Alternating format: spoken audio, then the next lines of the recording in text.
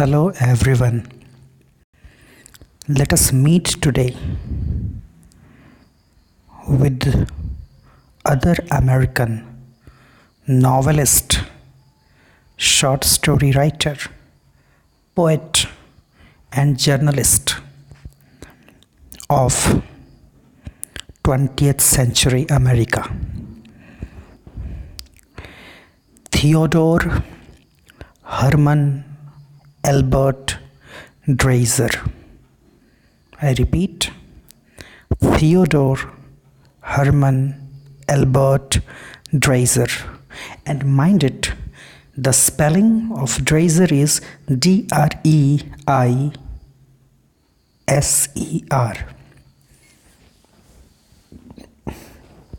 Born in 1871 and died in 1945. You remember 1945, the year in which on 24th October United Nations was established after finishing of Second World War. Okay, let's begin our conversation about Theodore Herman Albert Dreiser, or in short, Theodore Dreiser. Actually, he belongs to naturalist school. So we should understand first what naturalist school is all about. So we'll have to talk of naturalism. See, it's very interesting. Naturalism seems to be concerned with the nature with the capital and the relation that we have with romanticism as well. In romanticism also, nature plays a vital role. So we must understand how it is different from romanticism. What is naturalism? It's a literary movement beginning in the late 19th century. Late 19th century means from 1850 to 1900. Similarly to literary realism. Similar to literary realism in its rejection of romanticism. Think about it. And interestingly enough, here we are having it similar to realism, not to romanticism. Actually, it is something which comes against romanticism. It rejects romanticism. So it goes parallel with realism and against romanticism. Means realism and naturalism both reject romanticism, but distinct in its embrace of determinism, detachment, scientific objection, and social commentary. See, this is something, the dissimilarity that we have in naturalism with respect to realism. It is distinct, it is different in the embrace of determinism that we have here in naturalism. Determinism, how a person becomes determined to do some work, means totally firm in that. Detachment, a kind of aware alienation that one has. One makes oneself alienated, detached, philosophically detached. Detachment, scientific objectionism. So scientific objectionism is there, and social commentary. The social commentary that naturalism does is different than that done by realism. The movement largely traces to the theories of French author Emile Zola. So when we talk of the practitioners, the pioneers, the beginners, in naturalism, the name of French author Emile Zola comes in the front. See, when we talk of Theodore Dreiser, one thing that is very distinctive in his works of art,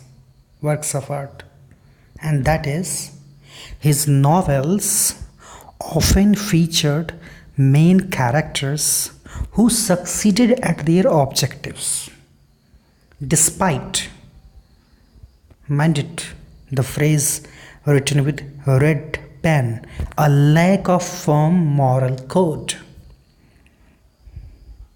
So in his novels we find the protagonists, the main characters, they get success in their life even if they are not morally very strong, even if they lack firm moral code. Means, knowingly or unknowingly, it is said that for becoming successful, one does not need to be morally strong, and that is the reason why different controversies took place of his writing, the writing of Theodore Dreiser.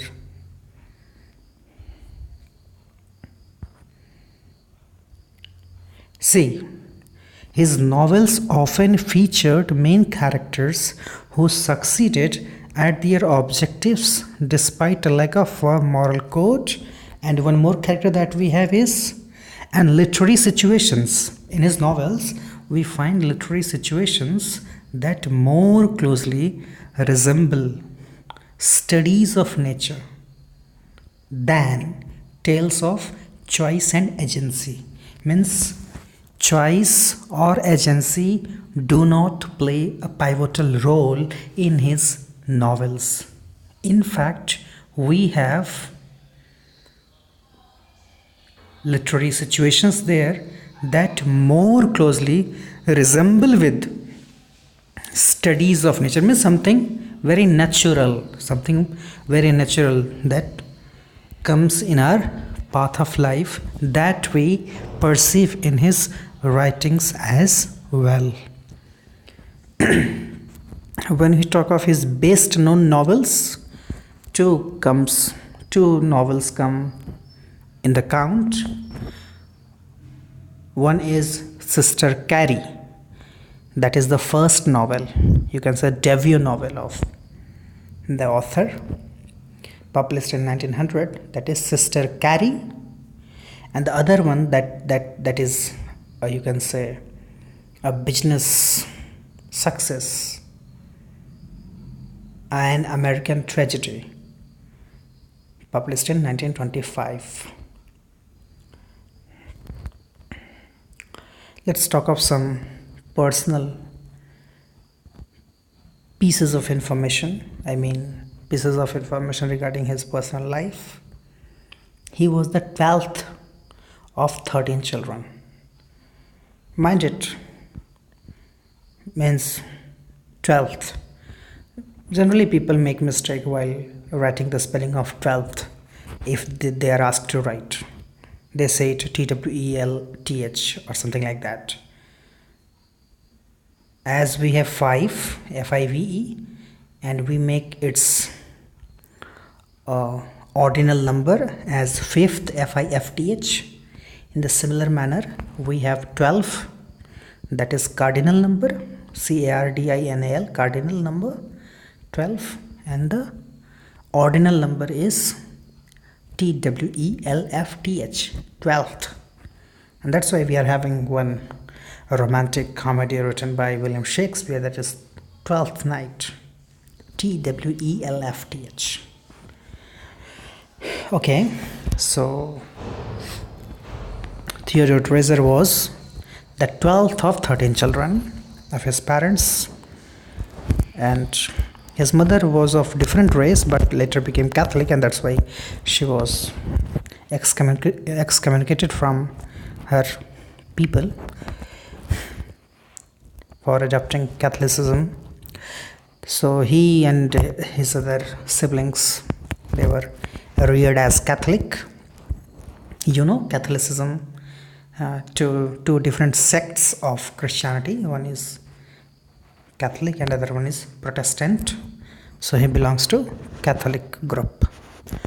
Was born in Terre Haute, Indiana. That is the name of the place. And he attended Indiana University as well for a single year from 1889 to 90. And as I told you earlier, he was a journalist as well. So he wrote for Chicago Globe. That is the name of the newspaper there, Chicago Globe.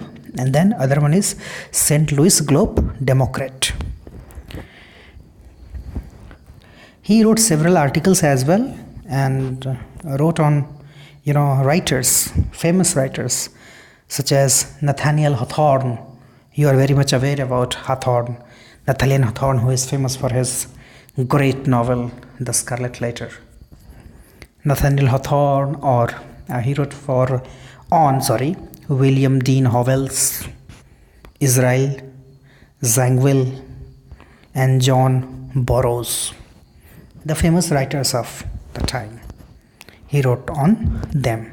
He wrote articles on them. There we have a short story named Nigger Jeff, Nigger, Nigger Jeff, Jeff. It was published in 1901 and it was published in Ainsley's magazine, AINSLEE', Ainsley's magazine, in response to witnessing a lynching in 1893. So, see, this is how the mind of a writer works.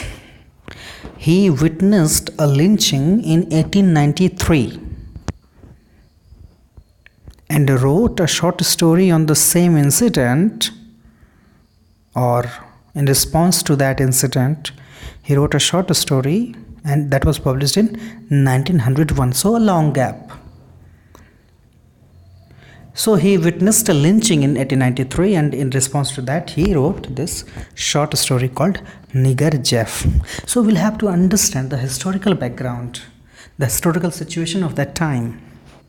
And that is very important to understand for current scenario of India as well, where we, have seen some lynchings in previous months or previous year. The period, the later 18th century and early 19th century. The period is considered as Nadir of American race. Means, Nadir, a very beautiful Arabian word, very much used and asked in various examinations of PGT, TGT. The opposite of Nadir. As we have said, top, bottom. In a similar manner, we have this Nadir for the, the lowest part there in C or somewhere else you can say. The opposite of zenith, Zenith. So zenith we have top, Nadir is for bottom, or you can say the lowest part. So the period is considered as Nadir of American race relations. So a very worst situation that was.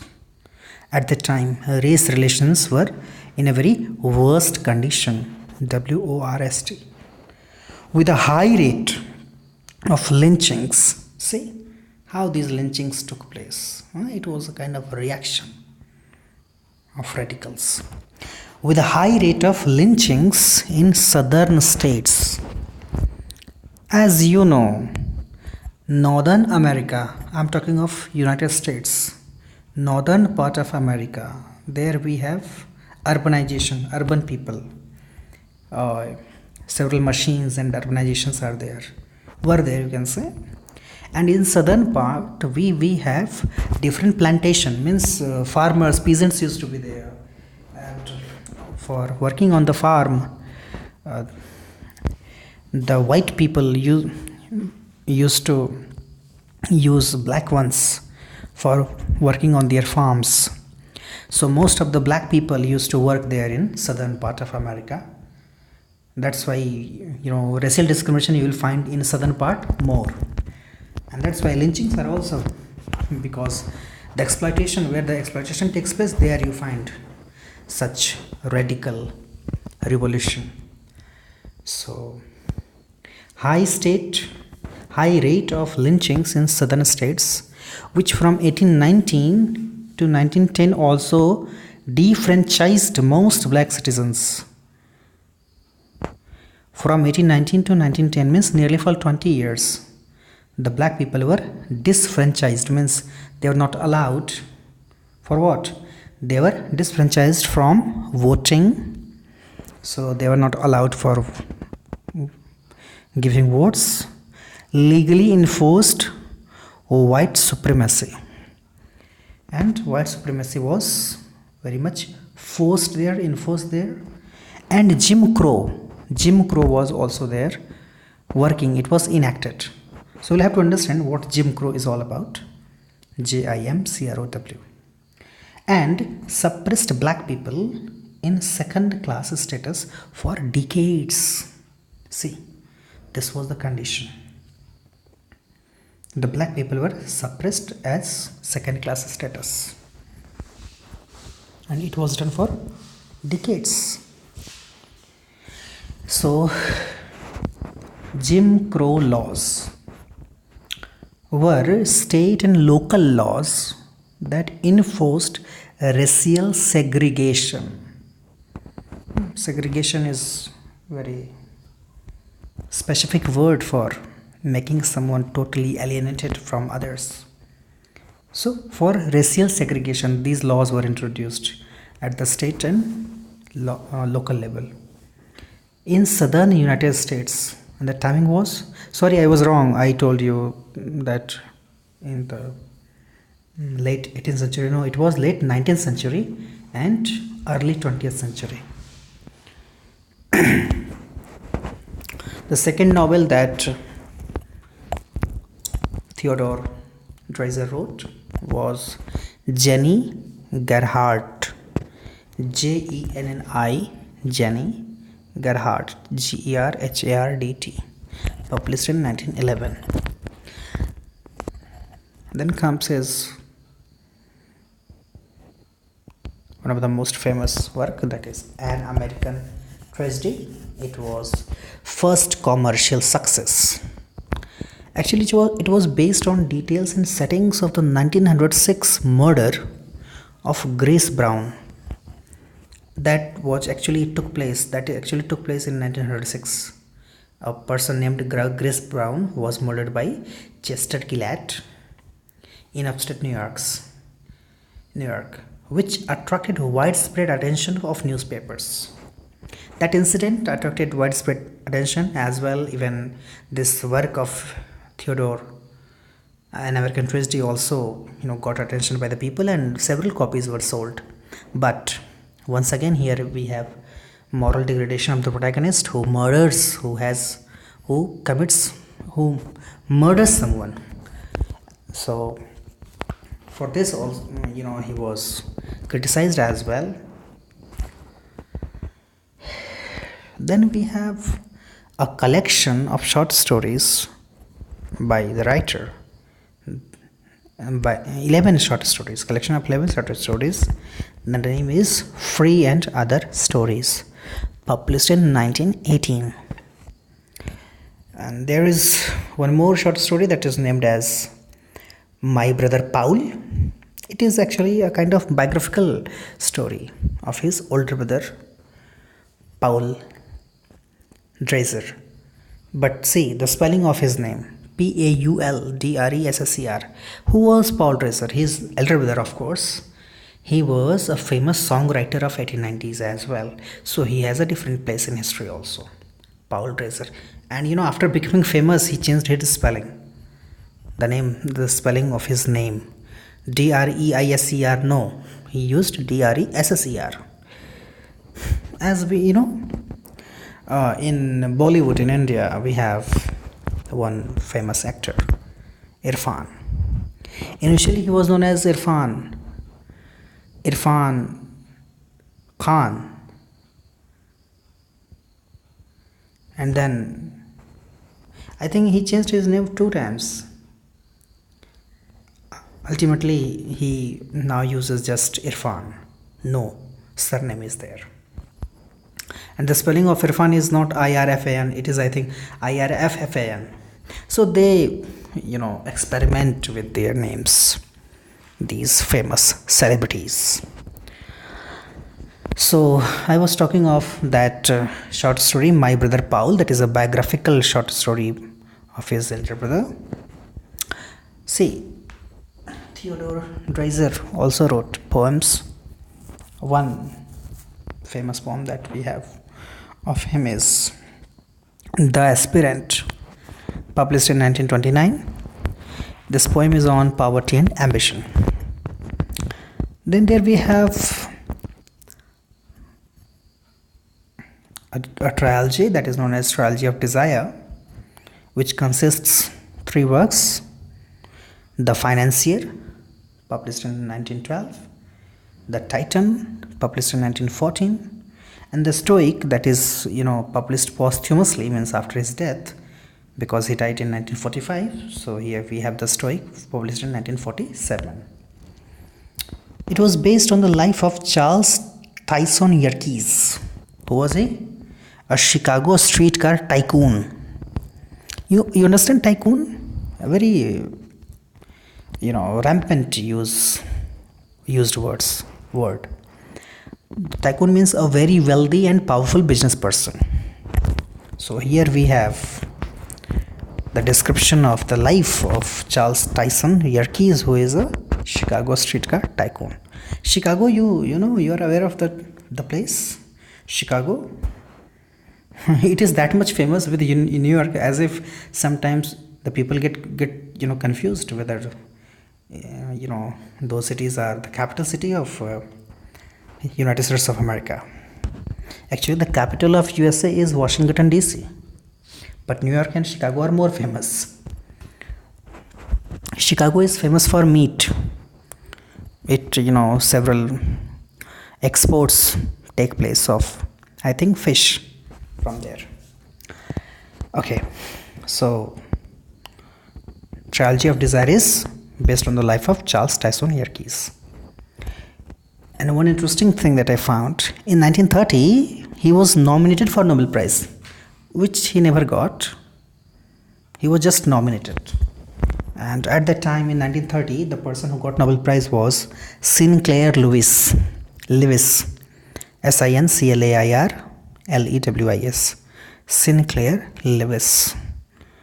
By winning it, he became first person from USA or Americas. Americas means from North America or South America. The first person who got Nobel Prize in literature. By winning it, he became the first person who? Sinclair Lewis. He became the first person from USA or Americas to get that honor. So, this thing one should remember, that Sinclair Lewis is the first person who got Nobel Prize in 1930. Theodore could not get that. He was very much active politically. Theodore Dreiser was politically active person. He defended radicals, the revolutionaries, the revoltees. He defended them. He was with them. Means he was in support of them. Why? Whom he believed had been victim of social injustice. So this was his thought, that now they have become radicals because they are bound to become that, because they are victimized. So now victims want to be victorious, and that's why he supported them. That's all for today. Thank you.